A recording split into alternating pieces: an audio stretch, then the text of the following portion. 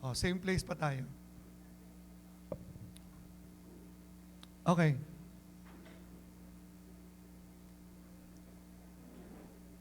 Sino yung nasa likod? Hindi, sa likod mo.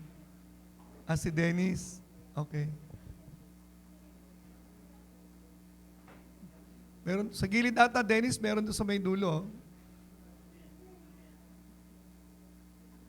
Si Alex, wala? Okay. Okay, so, ang kalooban ng Diyos sa atin ay isang mabungang buhay.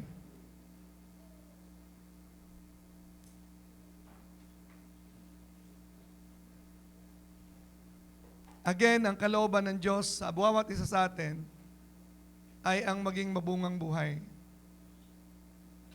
John 15:16, tingnan po natin. Ang mabungang buhay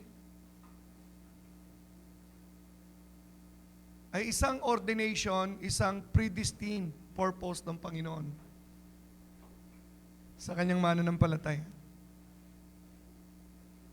You have not chosen me, sabi ng Panginoon, that I've chosen you. Wow, imagine, pinakapili-pili ka ng Diyos, Ruth. Pinakapili-pili ka ng Panginoon at ang sabi sa Bible, before the world began, pinili ka ng Diyos para ikaw ay magbunga, ang sabi dito sa verse. Tanong, mabunga ka ba? Pastor, ano ba yung bunga? So yun po yung ating pinaka-role dito sa mundo. Of all the many roles in life, the very role of you, Chris, is to bear fruit.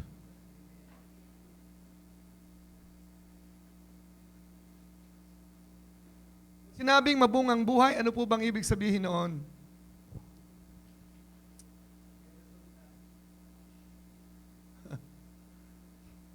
Ano nga yun? Ano nga yung bungang dapat na makita sa buhay ng isang Kristiyano? So pinag-aralan na po natin yan. Ngayon po ay pangatlo na ata na sermon tungkol doon sa bunga na dapat makita sa atin, Christ-likeness. Yes? Pag sinabing Christ-likeness, hindi po yan nakatuon lamang doon sa binagong buhay na binanal ka ng Diyos. Nakikita makapangyarihan ka. You have the power to create life that God designed for you. Hindi lamang ang Christ-likeness ay ang kabanalan, hindi lamang kapangyarihan kundi kasaganaan. Meron kang kapasidad na maging generous, lalo na para sa gawain. Hello. KK, kabanalan, kapangyarihan, kasaganaan. Okay? At meron tayong katungkulan sa gawain ng Diyos. Meron tayong katungkulan dapat, ibig sabihin, may ginagawa ka sa gawain ng Panginoon. So walang Kristiyano na inordain ng Panginoon para pumunta sa mundo, okay? Pupunta sa church, uupo, uuwi. Babalik sa Sunday, uupo, uuwi. Dapat may ginagawa, may galaw kayo. Lalong-lalo na ang pagdadala ng kaluluwa sa paanan ng Panginoon. Yun po yung isa sa mga bunga na dapat meron ka.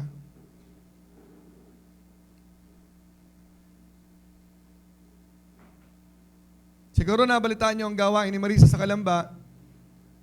May nagbigay na ng lote. Okay? Yan po ay blessing ng Panginoon sa Life of Grace, extension ng Kalamba.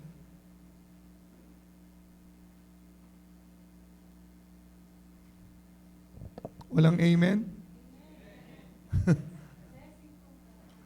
It's a blessing from God. Ha? May tulugan na rin. So, pwede na po tayong taga Life of Grace, doon na po lumipat kung gusto natin. That is amazing. Uulitin ko.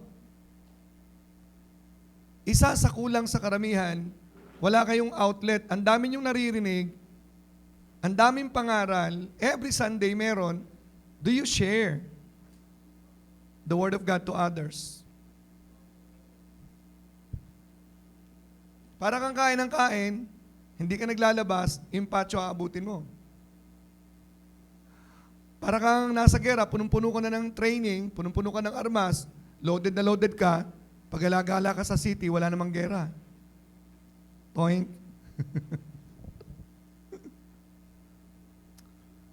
So ngayon, binanggit ko sa inyo na ang disenyo ng Panginoon sa buhay natin ay isang buhay na masagana.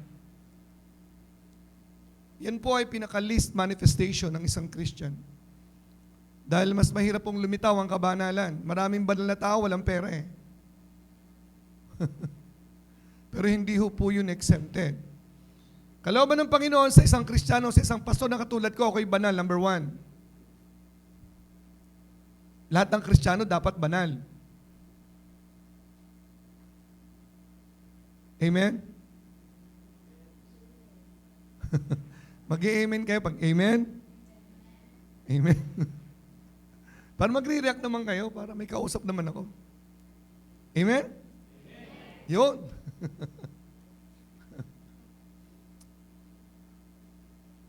Ang bungang unang-unang nakikita dapat sa isang Kristiyano ay kababanal naman ng mga taong yan. Yan.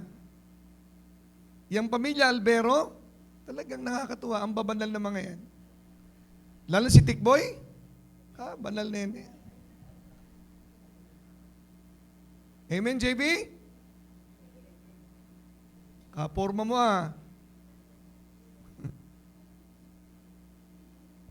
Pag si Chris ay pag-alagala dito sa Lakeview Manor, alam mo yung taong yan, napakabanal niyan. Nakakatuwa, matulungin yan. At pag may problema ka, lumapit ka dyan. Matutulungan ka niya.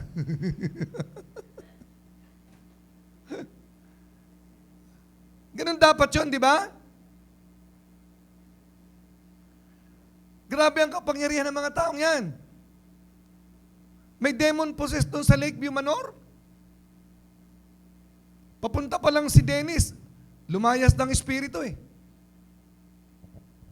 Powerful yan mga taga-Life of Grace na yan.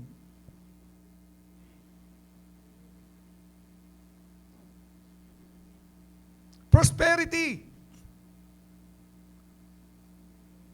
Grabe dyan, damayan dyan, tulungan dyan. Pag may problema yan, talagang mararamdaman, tutulong sila sa'yo. Amen?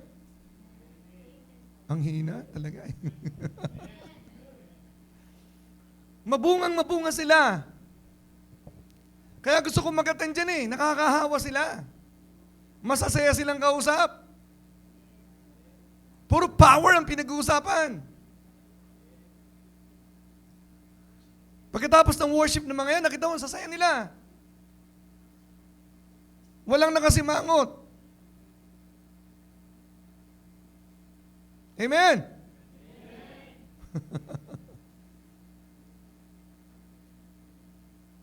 Okay, ito ang tanong. Bakit karamihan sa Kristiyano hindi na nakikita?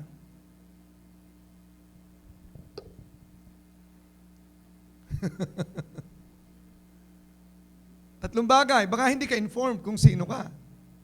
Isa kang makapangyarihang tao, isa kang banal, isa kang masagana, at isa kang masipag na naglilingkod. Apat na bagay ang dapat na meron ka. Informed ka ba? Informed ka bang banal ka? Informed ka bang masagana ang pagkatao mo? Informed ka ba ng kapangyarihang meron ka? Are you informed? My people perish for their lack of knowledge. They don't know.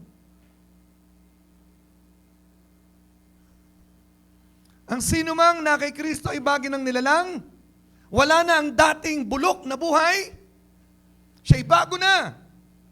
Yan ang sinasabi ng Biblia. Kaso ang ating mga utak nakatali pa rin sa kahapon. Umuukil-kil pa rin yung mga dating ugali, dating buhay. Ang sabi ng Biblia, bago ka na, wala nang dati. Are you informed of that?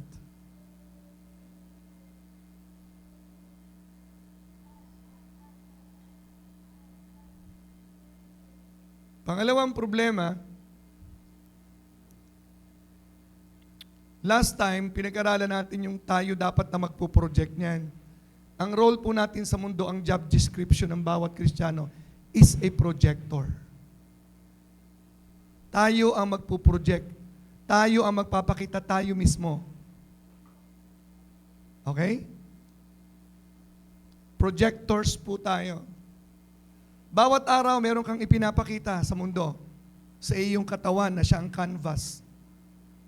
Anong nakikita sa iyong katawan, which is the canvas? Kung sa Tagalog pa, tilon. Anong nakikitang palabas sa buhay mo pag nakita? Nung pong ako ay nasa isang grupo pa, sabi ko, alam mo, nakakatuwa dito sa grupo ng mga pastor. Kung gusto mong may kausap kang puro daing ang maririnig mo, punta ka sa pastor na yon. Pag nag-usap ko, puro daing ang sasabihin sa inyo sa kanyang ministry. Merong isang klase ng pastor, kapag nakausap mo, puro power. Puro ang ganda ng sinasabi. May iba mga madrama ang kwento. Anong pelikula ang pinapakita mo? Anong palabas ang pinapakita mo sa buhay mo, sa pamilya mo, sa komunidad? Anong nakikita at nababanag sa iyong buhay? Mabunga ba? Hello? Nakikita ba si Jesus ng mismong asawa mo? Pag hindi nakita ng asawa mo, baka walang nakikita o kaya bulag naman ang asawa mo. Hello? Okay. So ang kalooban ng Panginoon, ang sabi diyan, pinili ko kayo, hindi niyo ko pinili upang kayo ay magbunga. Okay? At anuman ang iyong hilingin sa pangalan ko, okay? Gagawin ng Ama para sa iyo. Masaganang buhay, makapangyarihang buhay, magandang buhay. Amen? Tanungin ko kayo personal. Can you say to God, Lord, I thank you, I really love my life. I love the way I am. Oh, may mga problema ako, pero Lord, ang sarap ng buhay sa'yo. Ang sarap mabuhay para kay Kristo. Kaya niyo bang sabihin yon deep in your heart? I am so happy with my life in Christ, of what God is doing in my life. Are you happy with your life? Amen. Okay. Ano yung problema? Hindi alam. Pangalawa, may problema yung projector. O baka walang film na ipapalabas. Pangatlo. Okay? So ituturo ko po sa inyo ngayon ulit for another time, reminding you, paano ko mararanasan yung buhay na mabungang sinasabi mo, Pastor? Isang buhay na naghahari. Romans 5:17, please. Isang buhay na nagro-rule sa kanyang life.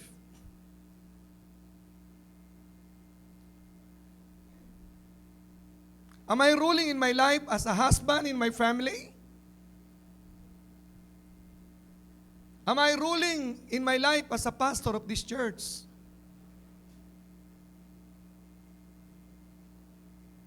Are you ruling your life? Or are you being ruled?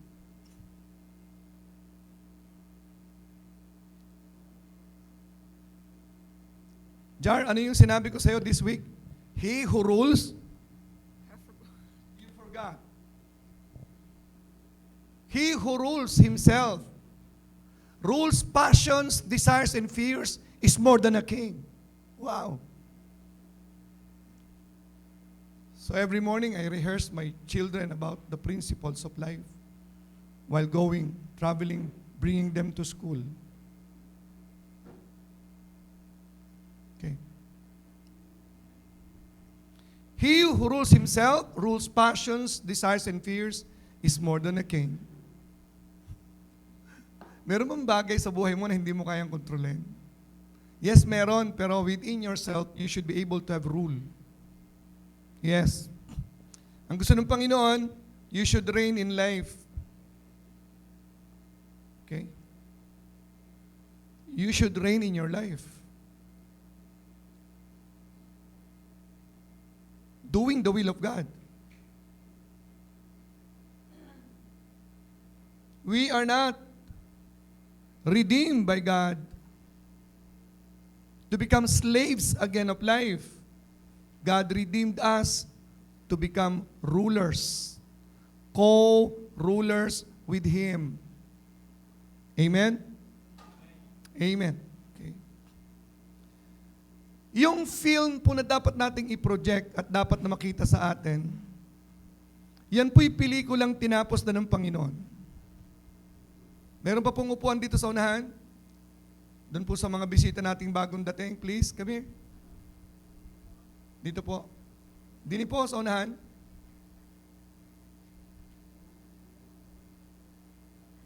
Ayun o. Okay.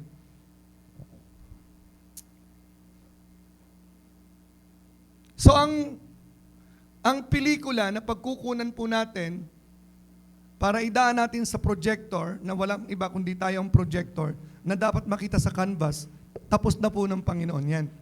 So balikan po natin. Nandito po ako.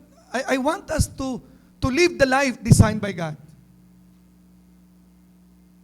Ang nilagay ng Panginoon sa inyong pastor ay galing din sa maraming pinagdaanan na nagtagumpay at ipakita ang tagumpay upang hanguin tayong lahat upang ating ipamuhay ang tagumpay na buhay. Kung ako'y talunan, I should not be here. I am telling you, Ira, how to live a victorious life at young age. Amen? Okay. So every message that I preach here in the pulpit every Sunday is an urgent message. It is always an urgent. It's coming from my life. It's coming from the Word. It's coming from the throne of God. Okay?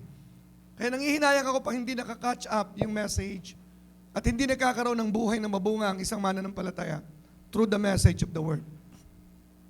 Okay? Balikan natin yung message last time. Gusto kong maulit po yon yung John 17. John 17 verse 13. Grabe itong verse na ito, nung pinagpukusan ko ito, ina-analyze ko siya. Ano ba yung joy na sinasabi dito? Ang sabi ng Panginoon Kristo, basahin po natin sabay-sabay, please.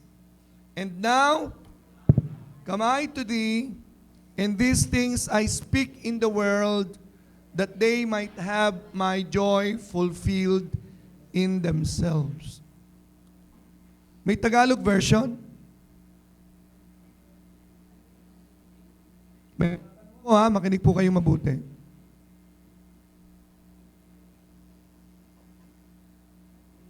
Basahin ulit natin. Ngunit ngayon ay napaririyan ako sa iyo at sinasalita ko ang mga bagay na ito sa sanglibutan upang sila'y magtamo ng aking kagalakang ganap sa kanila. Sa Tagalog ang sabi ng Panginoon, Greta, yung kagalakan ko, kasi papunta na ako sa iyo eh.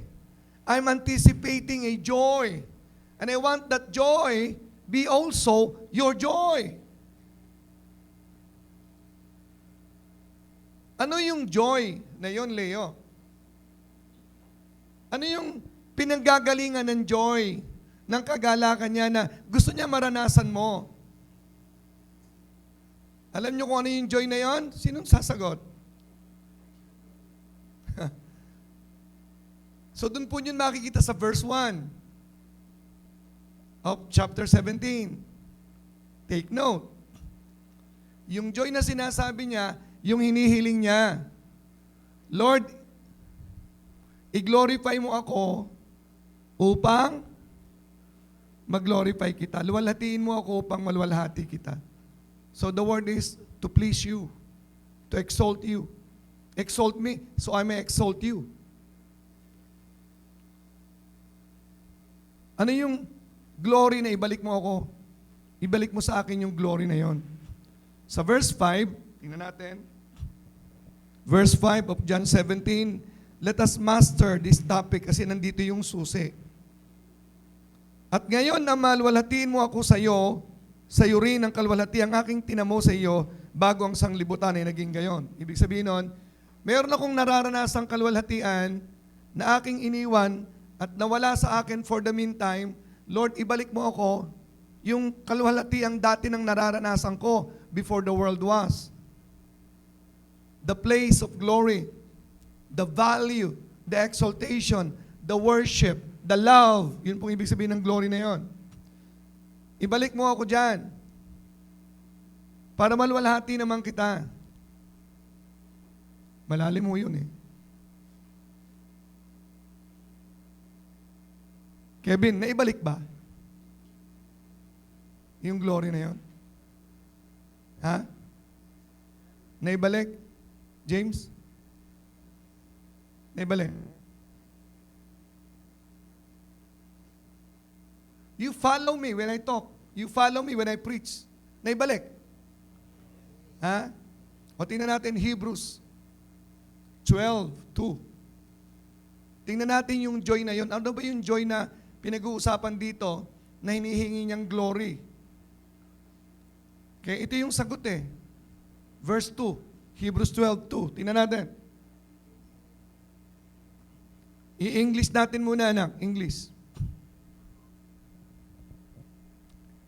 Ito yung pelikulang kanyang tatapusin na ipapalabas mo. Okay?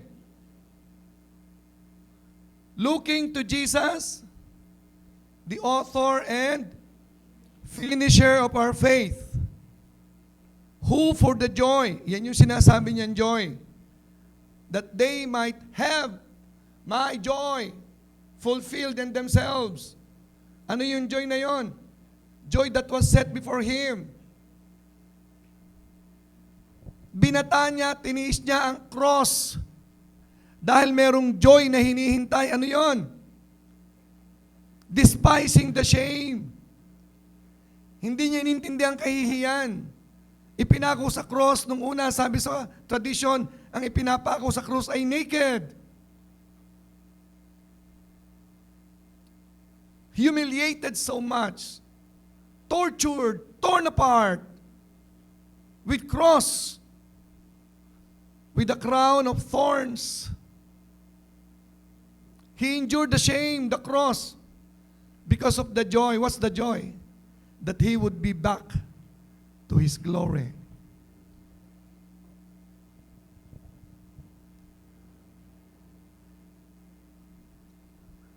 Yung joy na sinasabi niya, yung kanyang pagbabalik sa glory. Yung pag-upo niya sa trono. Pastor, anong kinalaman ko naman doon? Umupo nga siya, okay, masaya siya. Ako naman. Di ba sabi niya, yung joy ko, dapat maranasan niyo, uupo ako eh. O, Ephesians 2:6.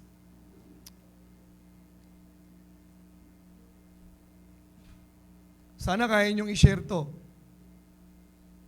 This is the peak message of Christianity. Sana i-share mo sa kapatid mo yung message na to. Inulit ko na lang uli eh. Okay? Nung ina-explain ko po ito sa mga pastor na kasama ko, paano kaya natin ituturo yan? Malalim yan? Okay. Anong kinalaman mo doon sa kanyang pag-upo sa trono? Iyan, anong kinalaman mo doon? Ang sabi sa Bible, nung siya'y umupo doon,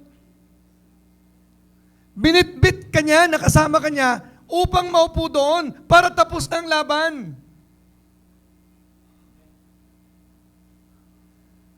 Ang position natin ay nakaupo sa trono ng Diyos sa langit.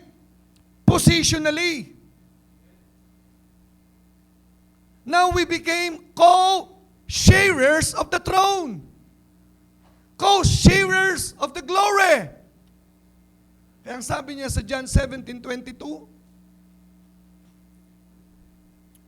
tingnan po niyo, may have your eyes, please understand this. If there is something that you need to understand in this life, this is the one. You're seated on the throne. Christ brought you to the throne of glory. The hour is come. Glorify me, so that in return I will glorify you. By bringing these people, these believers of mine, to be with me on the throne, so that they can be a part of the fellowship of the triune God. Ang isa pong argumento kung bakit ang banal na Espiritu ay Diyos, sa seminaryong pinanggalingan ko nung sa aming Bible School, dahil ang banal na Espiritu is in the association of the triune God, the Father, Son, and the Holy Spirit, baptizing them in the name of the Father and of the Son and the Holy Spirit. Why the Holy Spirit is included, associated with the triune God? Why? Because the Holy Spirit is God. The Holy Spirit is God. Now, the Bible says that our fellowship is with the Father and with the Son because we have the Holy Spirit. We are elevated. We are seated on the throne. We are now among the fellowship of the triune God. Ipinaliwanag ko po yan. Bago nagkasala si Eva at si Adan, wala pong temple. Walang pag-aalay ng sacrifice. The mode of worship is fellowship. Now, after the fall na magkasala si Eva at si Adan, nagkaroon po ng temple, pag-aalay, pagsasacrifice, hanggang dumating si Kristo, tinanggal na po ang temple, balik na po tayo sa time ni Adam and Eve, fellowship na po with God. The form of worship right now is fellowship. We fellowship with each other, and our fellowship is with the Son and Jesus Christ and the Father. That is the form of worship back to the New Testament. The Lord elevated us. Listen. He gave the glory to us, the glory of the Father, given to Jesus Christ, given to us. Tingnan nyo ha, tingnan nyo. Verse 22. And the glory which thou gavest me, I have given them, that they may be one, as we are one. Yung kalwalhatian ng Ama, bilang Ama, okay, na hinihingi ni Jesus na nasa Kanya, binigay sa atin. Nabawasan ba? Iyan, yung glory na yon, palagi mo. Hindi. Yung glory ng Ama at glory ni Christ, pareho ba? Pareho. Nung binigay sa atin, nabago? Hindi. So, ibig sabihin, ang sabi sa Bible, nang tayo nakipag-ayos kay Kristo, naging kaisa natin ng Diyos. God and you, God and us are one. We are divine by nature. We became partakers of the divine. Seated on the throne, co-sharers with His divinity. Come on. Naintindihan niyo ba? You are co-sharer of Jesus' divinity. You are co-owner of what Christ owns. Tapos na ang dati. Huwag mo nang balikan ang dating ikaw. Dating bulok, wala na yon. Dating masama, wala na yon. Dating pobre, wala na yon. Dating miserable, wala na yon. Glory! Glory is your life. Glorious, victorious, prosperous, sanctified, holy. Amen. Pumapalak pa kayo, sana naunawaan nyo. Yan po yung buhay dapat na meron tayo. Yan po yung pelikula na dapat makita sa buhay natin.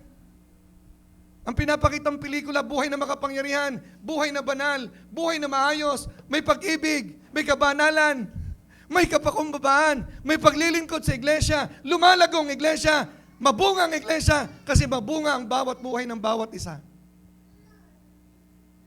I hope ma-pick up yung message nito. Okay, ito na yung puntos. Tingnan niyo ha, dadagdagan ko pa. John 17, bago dumating sa 20, sama natin yung 21, okay? 21 and 23. 21 muna na. That they all, sabi ni Christ, that they, the believers, that they all may be one. Okay? As thou, Father, art in me, and I in thee. Ama, sumasakin ka, ako sumasayo. That they may also be one in us. Para sila maging kaisa natin. Tingnan nyo ha, take note. Sa verse 22, yung glory na binigay mo sa akin, binigay ko na sa kanila. Di ba, kanina? The word glory, yung halaga mo. Your glory, your value that you gave me to be my value, to be my glory is the same value that I gave them. Your value and the value of God are the same. Your worth and the worth of Christ are one. Verse 23.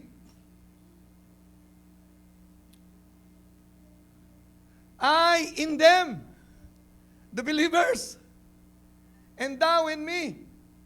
Isipin nyo. I in them, and thou in me. We are all one with God the Father. Nakuha nyo? That the world may know that thou hast sent me, and that, Jesus talking, that the world may know that you have sent me, and thou hast loved them as you have loved me. Jack, yung pag-ibig ng Ama sa atin at kay Kristo, sabi sa verse, iisa. Kung paano iniibig ng Ama si Jesus at ikaw, pareho lang. Ganun ka kahalaga kay Christ. Gets mo? Parang hindi kayo masaya. Mercy na kuha mo, ganun ka kahalaga sa Diyos.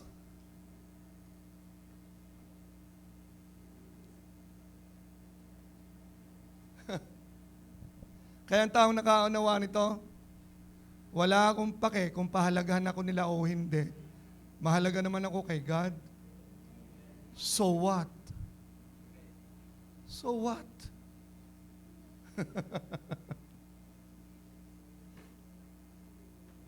Kawawa naman ako, hindi ako love.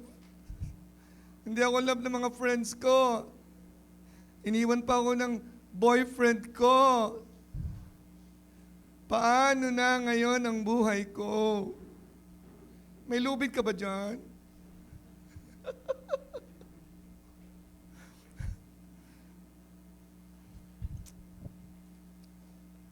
Nakuha niyo po yung message?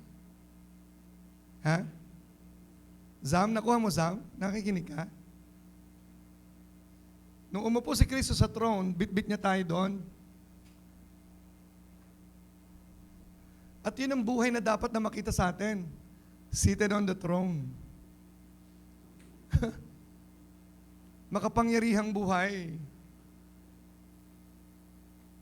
Dapat makilala ka ng mga kaibigan mo, mga classmates mo. There's power in that person, in the classmate of mine. Dapat meron kang tag sa bahay, sa environment ng community. Mga banalang tao dyan, makapangyarihan yan, masagana ang buhay ng mga yan. Alam mo na karang pandemic, gutom ang lahat ng kapitbahay. Sila may pagkain. Kasi masagana yung buhay nila kay Kristo eh. Hindi yung unang-una kayong takot. Unang-unang nauubusan ng pagkain. Amen? Oo daw. Okay. Tinapos na ng Panginoon ng pelikula. Ang sabi ko kanina sa topic namin, sa devotion, bakit hindi nararanasan to? lagi tayo nakapokus sa buhay ng mundo. Parang tinanggap na natin na kawawa ako. Lagi ako nag-i-struggle. Hindi mo nakikita ang buhay na kung sino ka talaga dapat. Here's the powerful. How to create, how to project a life of power, prosperity, how to project Christ out of me. Number 1, ang sabi sa ating pinag-usapan, balikan natin, the inducement, how to create the fruit. Paano makikita yung bunga sa canvas? Okay, finally again, John 15:4 and 5. Ito yung susi eh. Inform na tayo kung ano meron tayo. Inform na tayo, tapos ng pelikula. Paano yung papalabas? Ano sabi sa verse 4? Abide in me and I in you, as the branch cannot bear fruit of itself except it abide in the vine. No more can ye except ye abide in me. The secret is the word abide. Okay? The secret is the word abide. Verse 5.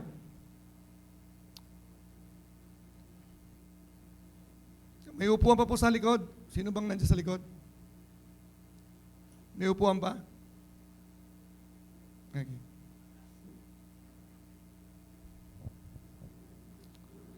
I am the vine, ye are the branches, he that abideth in me and I in him. The same bringeth forth much fruit. For without me you can do nothing. You know, the summary of that verse? Balikan natin sa John 17. Napakaganda ng John 17. I fell in love with that passage and I memorized that up to verse 26. It's really wonderful. In verse 24 it says,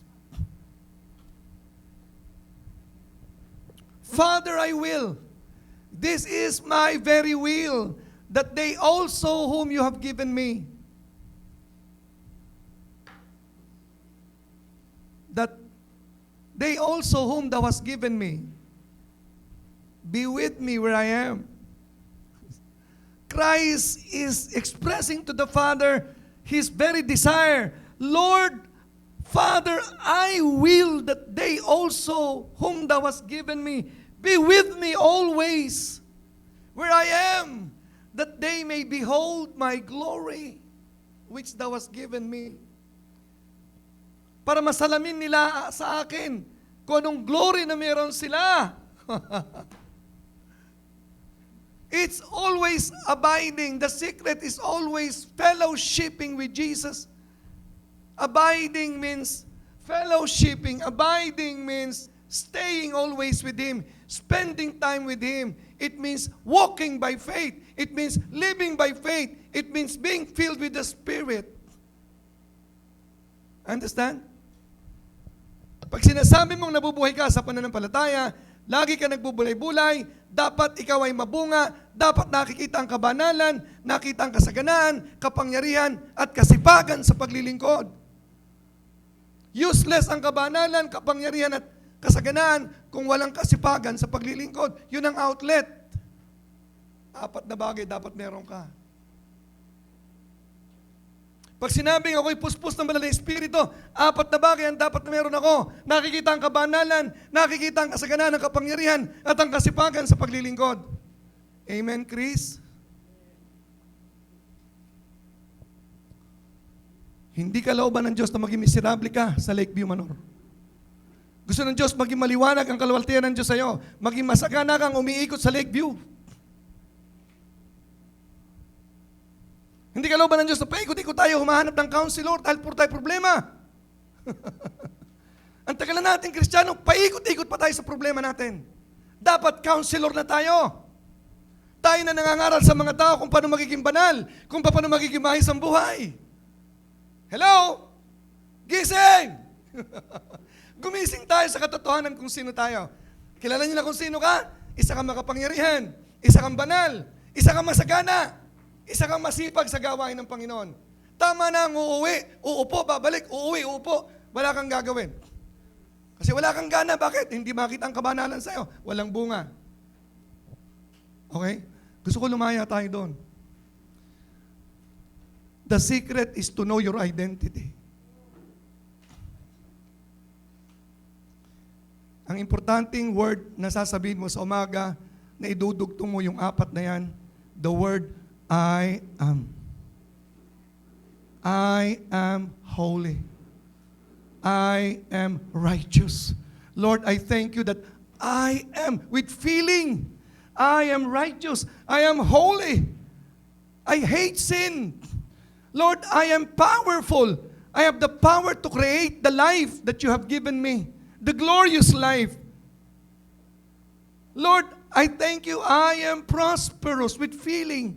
Lord, I thank you that your presence in me, giving me the right to say, I am prosperous, and I am prosperous. Don't wait to see money on your bank account. Don't wait to see money on your pocket before you say, I am rich. Okay? So, tinuturo ko po sa inyo paano magiging madali. Declare the I am. What do you do in the morning when you wake up? Do you declare that? I hope every one of you here in the church will start declaring. When you open your eyes in the morning, declare it. Lord, I thank you. I am. Do you do that? Matagal ko nang tinuturo yan, pero hindi kayo lalaya. Hanggang di nyo naintindihan yan. Satan would like to shape you up just the same as you were. But you have the power to create your life, to project the fruit. Jesus. Okay. Finally, ganito yung problema. The word I am, magdi-declare ka ng I am kasi ikaw yan. Yung i-declare mo, hindi siya make-believe. Ikaw yun eh. Iniupo ka na ni Kristo eh. Co-sharer of God's throne, rulership, righteousness, and resources. You are a co-sharer. That's why you can say, I am. The final verse, before I say to you the problem, is in Hebrews 1:3. The final verse, Hebrews 1:3. Ito po'y patungkol kay Christ. Dahil si Kristo at ikaw ay isa, tayo po dapat ito. Dahil wala na si Kristo dito sa lupa, tayo po yun ito ngayon. Again, the message last November, during the anniversary. Okay? Nagbanggit ako last time, isa-separate uli natin, but again, in my prayer, after the prayer, I said, i-join na uli natin. Anniversary November 22, and Pastor Sunday November 22. Okay? Wala po mababago. Okay? Ito yung message ko na binanggit ko. Christ is the prototype, and we are the stereotype. Pag sinabing prototype, siya yung una. Tayo yung sumunod. He's the firstborn from the dead. The firstborn of every creature. Okay?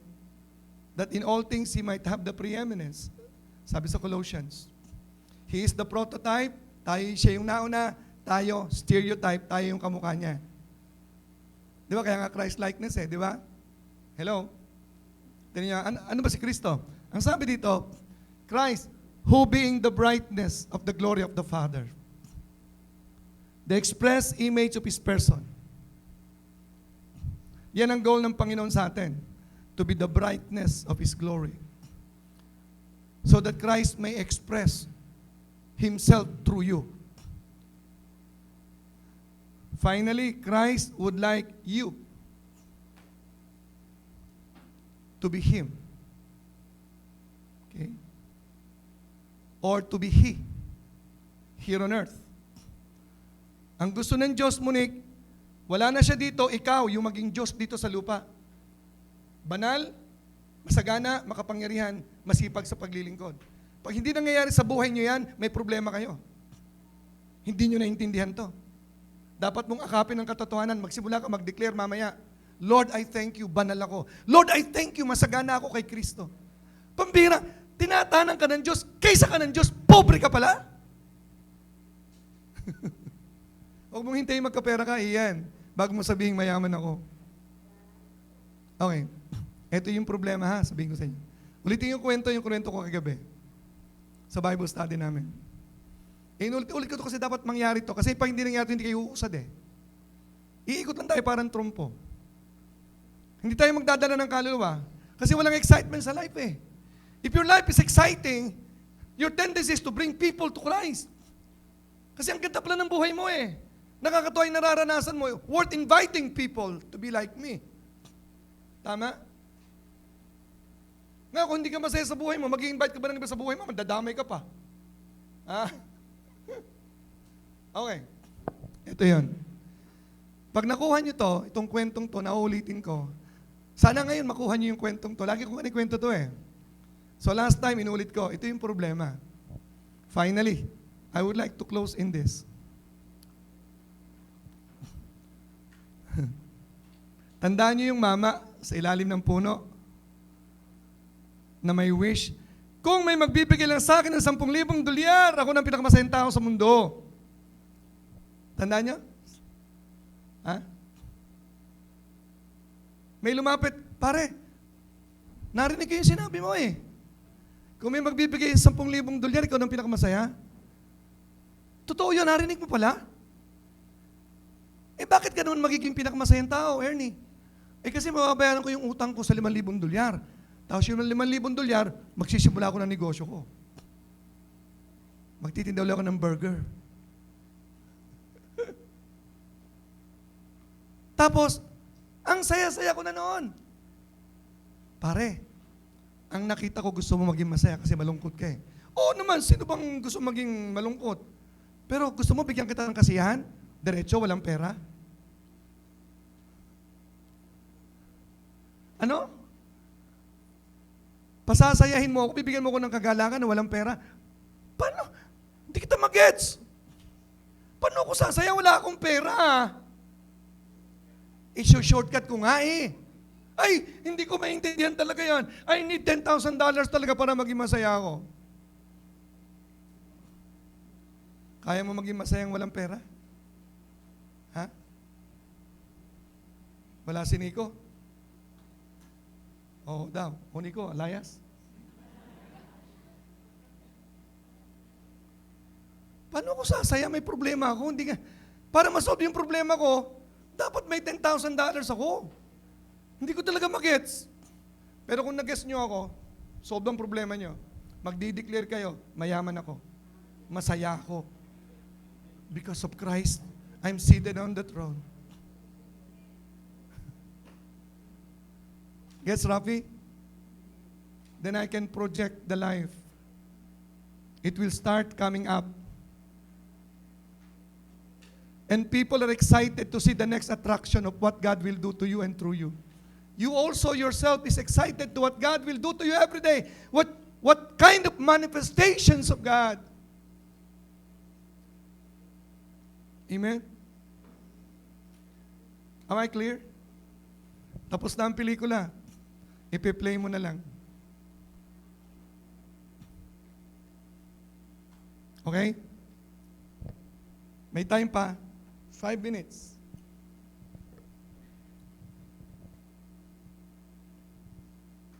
Second Chronicles chapter 20 verses 21 and 22. I would like to close in this. The same story ng taong naghahanap ng 10,000 dolyar. The story is just the same. Okay? Are you ready?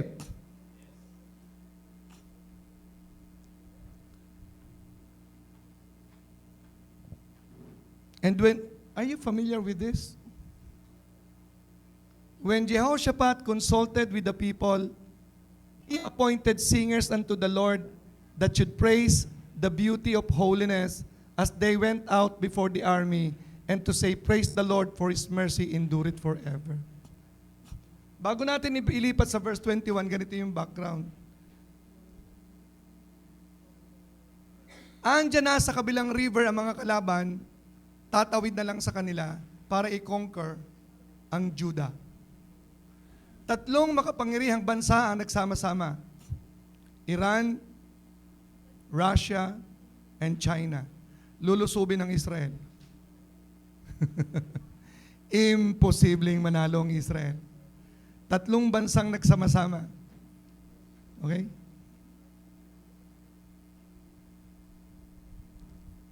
Nanalangin si Jehoshaphat, Lord, you are so powerful. And then finally, the prophet said in verse 17, this battle is not yours. You don't need to fight the battle. Oh, paano kami mananalo niyan? Hindi kami lalaban sa gera. Imposible naman to.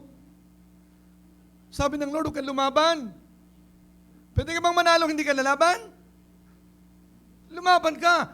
Pag may karapatan, ipaglaban mo. Lumaban. Anong klaseng Diyos to? Lulusubin kami, hindi kami lalaban. Totoo ba tong Diyos na to? Naniwala siya. Naniwala si Jehoshaphat. O sige Lord, naniniwala ako sa'yo. Okay? Kaya ang ginawa ni Jehoshaphat, sige, pupunta kami sa gera, hindi kami lalaban. Ang gagawin nila, sa verse 21, okay, let's celebrate. Let's celebrate. Let's appoint singers. Okay, ihanda mga awit, mga praise and worship team. Yan ang ginawa nila, oh. Aawit sila ng beauty of the holiness of God. Celebration ang gagawin natin. Nandun ang mga kaaway, tatlong magkakasamang malalaking bansa. Let's celebrate victory. Amen. Verse 22. And when they began to sing and to praise, the Lord set ambushment against the children of Ammon, Moab, and Mount Seir. Tatlong bansa yan, ha? Which were come against Judah, and they were smitten. Huwag mong hintayin matalo at patay na ang kalaban bago ka mag-celebrate. Wala pang digmaan, nagsa-celebrate ka na. Wala pa ang mga utang at maniningil, nagsa-celebrate ka ng bayad na sila.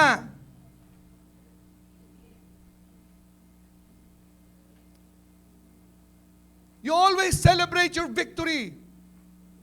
You always celebrate God's provision every day. You celebrate your holiness because you are holy in Christ. You are victorious in Christ. You are prosperous in Christ. Yan ang gusto ng Panginoon sa iglesia natin. Bawat pamilya, bawat isang nandito, victorious, prosperous, successful sa lahat ng ginagalawan nila. Kalooban ba ng Panginoon maging talunan ka? Hindi pala eh. Alam pala natin ang kalooban ng Panginoon. Declare it. And God will lead you. God will lead you to business. God will lead you and connect you with people along the way. God will give you the wisdom what to do in your life. So to become the life or to have the life that God designed for you to have. Amen? Tayo pong lahat ay tumayo. The secret is as you wake up in the morning, celebrate every morning of the life that God gave you, the new life in Christ, a life of prosperity, a life of victory, a life of success, a life of glory, seated on the throne. And then sabihin niyo, Lord, thank you, I am the brightness of your glory. I am the express image of your person. I am here to make the people see you in my life. Amen? Tayo manalangin.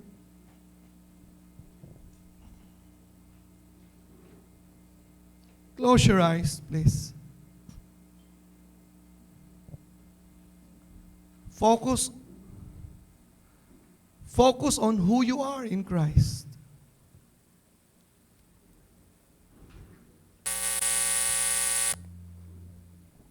I want you to repeat after me. Lord, I thank you.